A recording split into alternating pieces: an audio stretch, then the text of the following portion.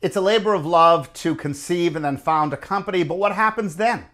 We're on location with Sarah Ottow of Confianza, and welcome to the Language of Business. Thank you for having me, Gregory.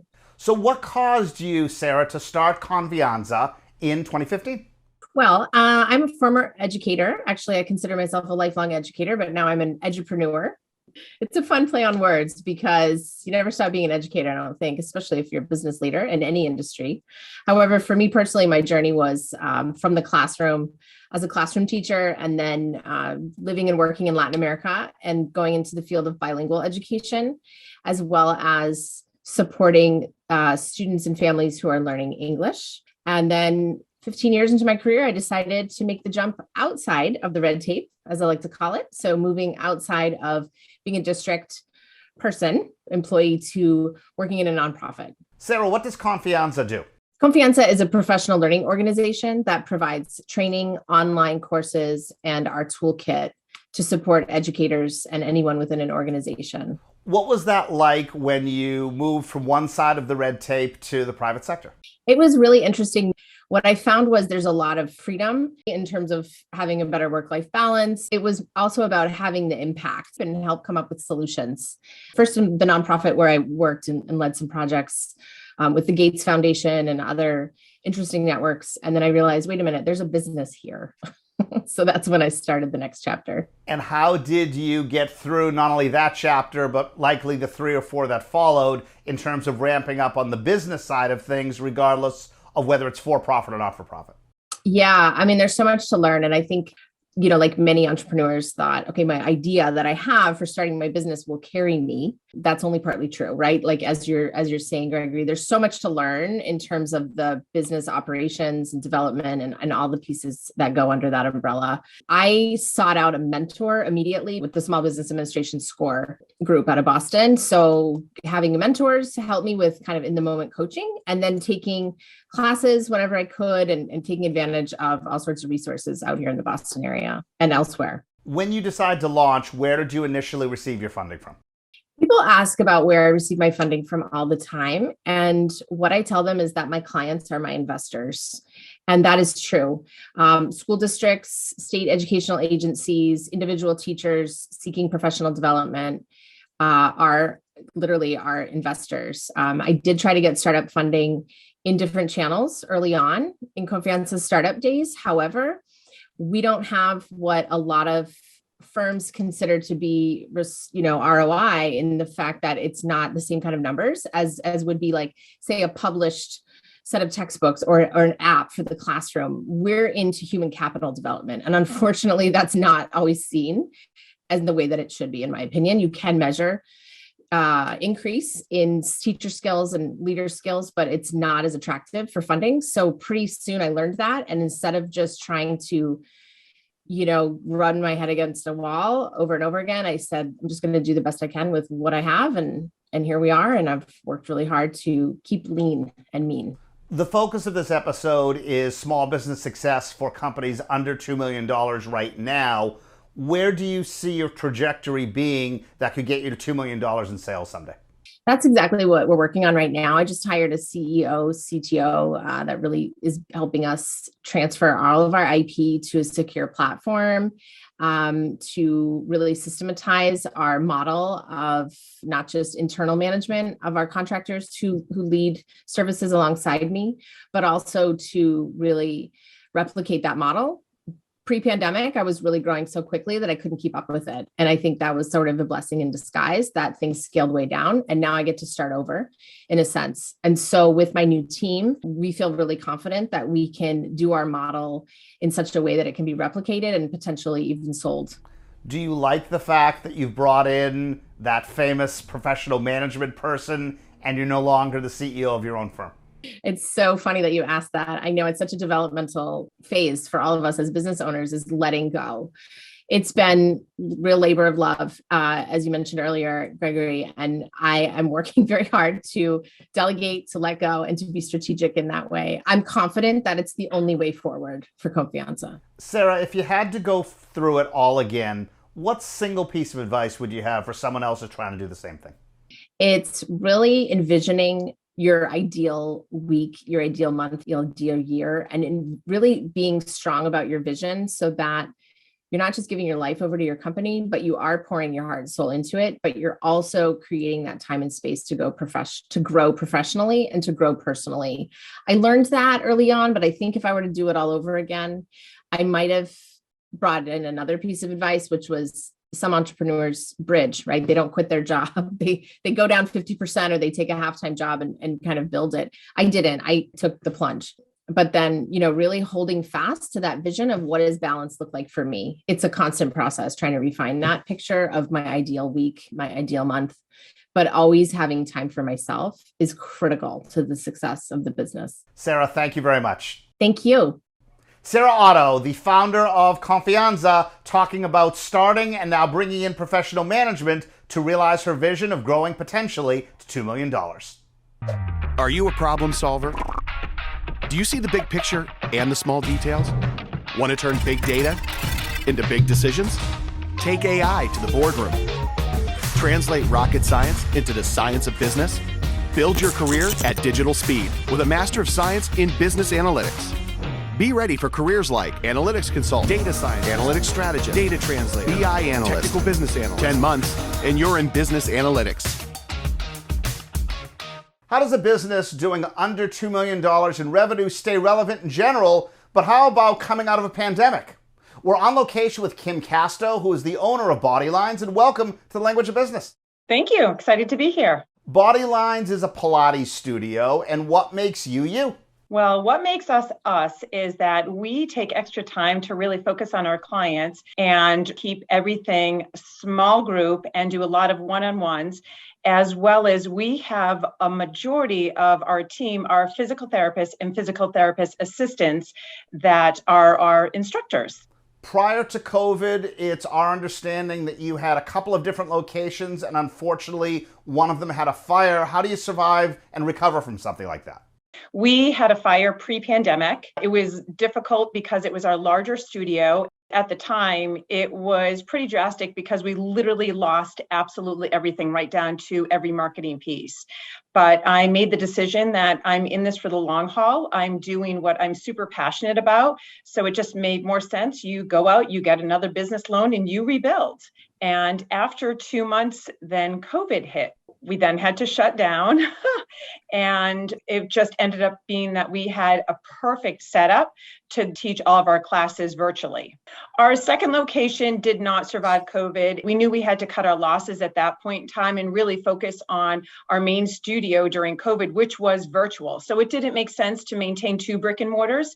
We just maintained the one that we rebuilt from the fire. Kim, we're impressed that you survived a fire, you survived COVID, and who knows what else. What advice would you have for other small businesses in terms of not only surviving, but now flourishing post-pandemic? Continuing to listen to your ideal client. And if they're not interacting with your business today, go out and find them. Really take the time to connect with them and listen to what their needs are and ask more probing questions to reshape your business, because that's how you'll still survive. Things are always changing. So the best way to survive is to change with it.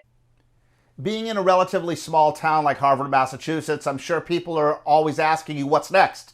In terms of geographical expansion or business growth, where do you see the next 12 to 18 months for your business? Really honing in on what we do really well.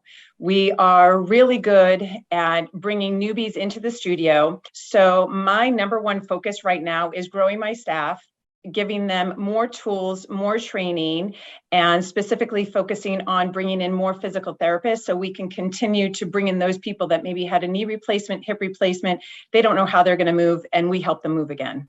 If your business continues on its same positive trajectory, would you consider again opening a second location?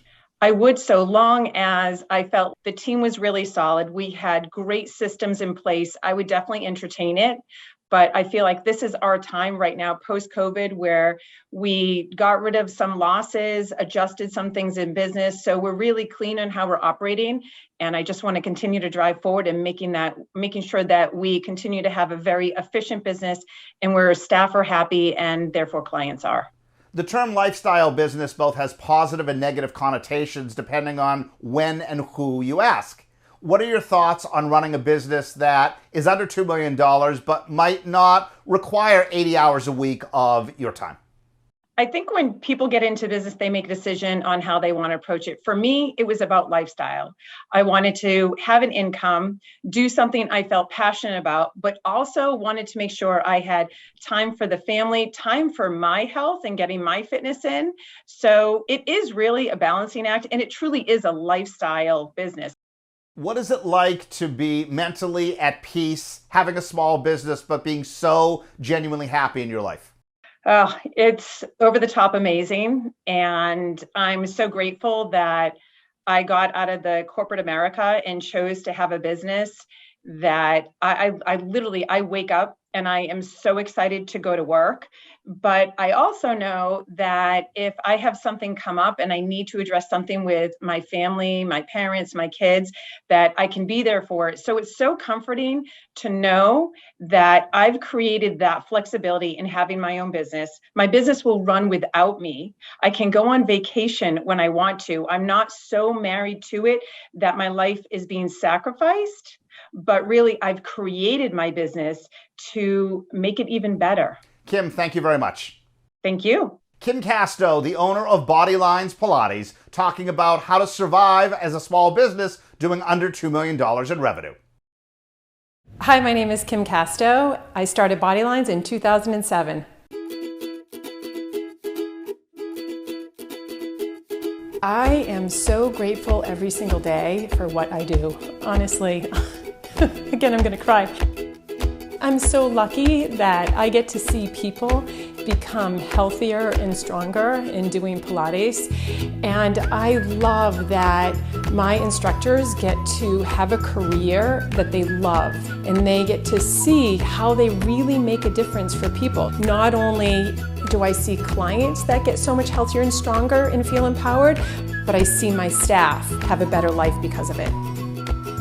I was asked to go get trained to become a Pilates instructor and thought, why not? And then when I did it, I felt I found what I am meant to do. I am meant to share this with as many people as possible because it changes people from the inside and out. It's remarkable. I love it so much. You have a really well-functioning business. You're providing entertainment for personal and corporate functions, and then COVID hits. And now nobody's even allowed to leave their house. What do you do then, and what do you do now? We're on location with Vanessa Holroyd, co-owner of Music Management, and welcome to the Language of Business. Oh, thank you so much. Vanessa, talk to us about what Music Management does in terms of providing event talent. We provide a service to clients that are looking for music for their parties. That could be the Museum of Fine Arts that's having an exhibit opening and they want to curate some music that pairs with the exhibit. We may have a client who's a corporation that's just having a conference for 3 days, and it may be for people's weddings where they want a band or a DJ, ceremony music. And so I think of it as a little bit like a wine pairing. It's like you give me your menu and I tell you what music is going to go great with your menu. Is word of mouth a big source of referrals for music management? I would say it's one of the only sources of referrals for music management. Our company does not do a lot of print advertising. We don't do a lot of advertising in general. And so we rely on our relationships and our partnerships and our friendships in town. And we work very hard to nurture those. Vanessa, we would consider you to be a purist of sorts in the sense that you were classically trained. You know what different musicians are doing. You know what different singers are doing when you book a gig. What does that say about you as an entrepreneur? I mean, first of all, I love performing and I'll perform as long as I can. I think it helps me be a better agent, and I think it helps me see things from both sides. I think that music agents get a bad rap that they're just sort of, representing talent and taking a commission without necessarily doing a lot of work. I don't know that I'm necessarily unique in that, but I definitely try to keep my professional playing as at a highest level as possible so that I can better serve my clients and the artists. Given that you are a small business, are you concerned about continuing to stay relevant now that hopefully everybody comes back with a vengeance post-COVID? What's been hard is we've had to keep our operating expenses much lower than they had been, which means taking on a lot extra administrative work that we would normally have delegated to either our office administrator or, between more sales representatives. And so I think for us, it's a struggle to sort of meet the demand. So what we've been trying to focus on is quality versus quantity. We don't need to take every single booking. We want to make sure we're doing really, really well. I think things are sort of settling, but it's definitely been a little bit of a challenge. In the past few months, inflation has impacted nearly every business. Has music management had to raise its prices, or have the musicians or contractors that you've been hiring starting to raise theirs? In our industry, not yet. However, I think the biggest thing that we're anticipating is destination weddings or things where musicians that are based in Boston are having to travel. We've always had sort of base rates for all of our musicians. I'm not sure that they're going to change because right now they're pretty competitive. But I think what may go up are travel fees. So for instance, if a band has to travel to Maine or Vermont, now it may be, $50 or $60 or $100 more because they know that it's going to be that much more expensive to get there. I have started hearing from people, oh, you know what, I'd rather hold out for a gig in town rather than traveling down to Newport or traveling out to Nantucket and having to take the ferry. But so far, we've been able to keep our prices pretty much the same. Being the successful co-owner of a small business, what is the single biggest thing that keeps you and or your business partner up at night?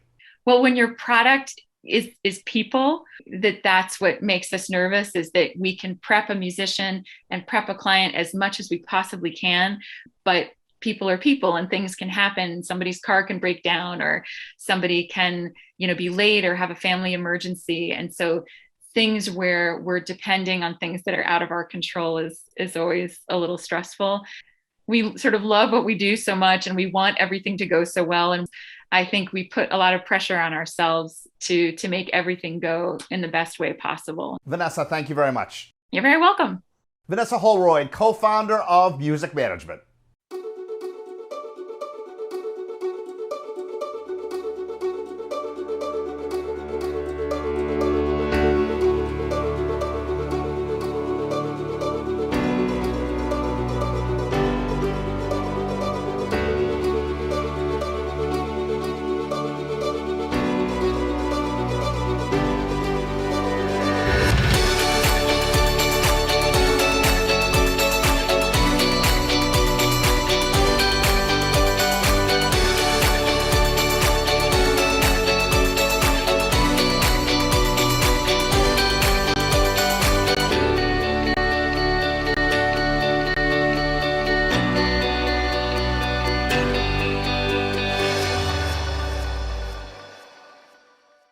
And a nice summer afternoon at the beach, you see seaweed come and go in the ocean and probably don't think much of it. But then you haven't spoken enough to Ann Ruddy. She is the CEO and founder of a company called Redrose Development, whose focus is almost exclusively on seaweed. And welcome to the Language of Business. Good evening, and thank you for inviting me. How did you transition from a project management background to one of innovation and then becoming an entrepreneur? The transition into seaweed was more to do with moving location. I moved to Ireland, which was where I was raised. So I decided to try and create something that had value and longevity. And working with a natural resource, such as seaweed, seemed to be a natural progression. What exactly does Redrose Development do with seaweed? Right, Redrose Development is about creating value from seaweed. I'm sure people have been on the beach, as you've mentioned, and seaweed can be sticky between your toes, it can be smelly, flies around it, when in reality, the reason that is happening is because it's so bioactive. It is an amazing resource. It is an amazing plant biostimulant. It is a soil conditioner. It's great for fertilizer, but also for animal feed. There's been a lot in the press about how seaweed can reduce methane emissions, even pharmaceutical to prevent and treat certain cancers. But what Redrose does is seek to protect the wild stock of seaweed. We modulate it, we break down the barriers to market entry by removing the significant costs for infrastructure, by negotiating planning permissions and various license and regulation permissions. But also we take away the the significant barrier of the science, finding the right seed for the right area, ensuring that what we have is actually suited to that particular environment. Fascinating stuff. The focus of this episode is going to be on small business growth to get potentially to $2 million in revenue. What do you think that path looks like for Redrose? Right. Well, what we would see as the future for Redrose is the system for processing, much like the system for the floating farms, is modulated. It's a cookie cutter approach. What we have is something that's fully replicable, not just in Ireland, but anywhere there's coastline with interesting seaweeds, and that's pretty much anywhere. We would then homogenize that volume daily and look to create that supply chain into the various sectors such as food and feed and pet food and animal feed, whatever it might be. So the scalability will be very dramatic. And who owns the seaweed? Is it the product, if you will, of a municipality, of a natural resource? Are there any concerns that if Redrose suddenly runs into that hockey stick of growth that somebody's going to say, hey, we've got to talk about this, the seaweed isn't free? Absolutely. And the seaweed isn't free. And we need to be aware of regulation, policy, ownership. And that is something that Redrose would do on behalf of our clients, who would be the franchise holders and the fishing community. We need to be aware of our resource. We need to make sure that we only take sustainable amounts from the ocean. These units are controlled in size to ensure that what we take is fully replicable by the ocean. We have to be sensitive because whilst it's growing in the ocean, it's absorbing CO2 and nitrates. It creates a marine habitat, and we cannot rape and pillage our seabeds. Where do you see your sources of funding originating from? Is it a governmental source, a private source, or something else entirely? It's a blended finance. We've got match funding committed by the Irish state. There are significant grants across Europe that we're applying for. But there is a fantastic opportunity for investors to come on board at this early stage and support us, not just with money, but also with advice, with strategy, with skills that we are seeking that will help us drive this project forward, not just in Ireland, but globally. Ann, thank you very much. Thank you, Greg. Ann Ruddy, the CEO and founder of Redrose Development, dialing in from the UK. Support for the Language of Business is from Boston University Questrom School of Business. We're also available as a podcast on Spotify, Stitcher, Google Play, or wherever you get podcasts. Thanks for watching.